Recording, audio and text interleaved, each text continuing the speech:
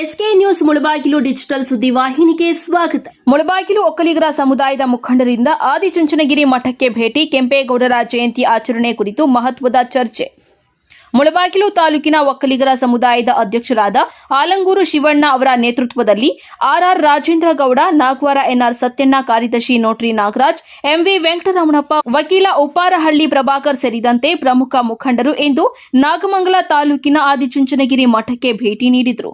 ಈ ಸಂದರ್ಭದಲ್ಲಿ ಅವರು ಪರಮ ಪೂಜ್ಯ ಶ್ರೀ ಬಾಲಗಂಗಾಧರನಾಥ ಸ್ವಾಮೀಜಿ ಅವರ ದಿವ್ಯ ಆಶೀರ್ವಾದ ಪಡೆದು ಶ್ರೀ ನಿರ್ಮಲಾನಂದನಾಥ ಸ್ವಾಮೀಜಿ ಅವರ ಆಶೀರ್ವಾದವನ್ನು ಪಡೆದರು.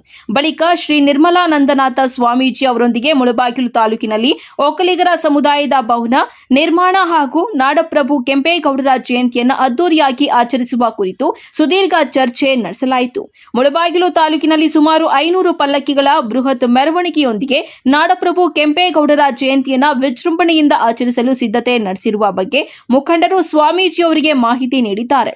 ಇದಕ್ಕೆ ಪ್ರತಿಕ್ರಿಯಿಸಿದ ಶ್ರೀ ನಿರ್ಮಲಾನಂದನಾಥ ಸ್ವಾಮೀಜಿ ಅವರು, ತಮಗೆ ಅಮೆರಿಕಾದಲ್ಲಿ ಪೂರ್ವ ನಿಗದಿತ ಕಾರ್ಯಕ್ರಮ ಇರುವ ಕಾರಣ ಈ ಬಾರಿ ಭಾಗವಹಿಸಲು ಸಾಧ್ಯವಾಗುವುದಿಲ್ಲ.